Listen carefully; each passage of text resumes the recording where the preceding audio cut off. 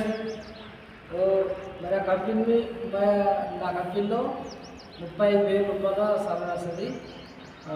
Plus Sunday చుట్టి 8 గంటల duty, room food మనది ఉంటుంది. Room, water, current free. ఇది ఏం లేదు ఫ్రెండ్స్, క్లీనింగ్ జాబ్.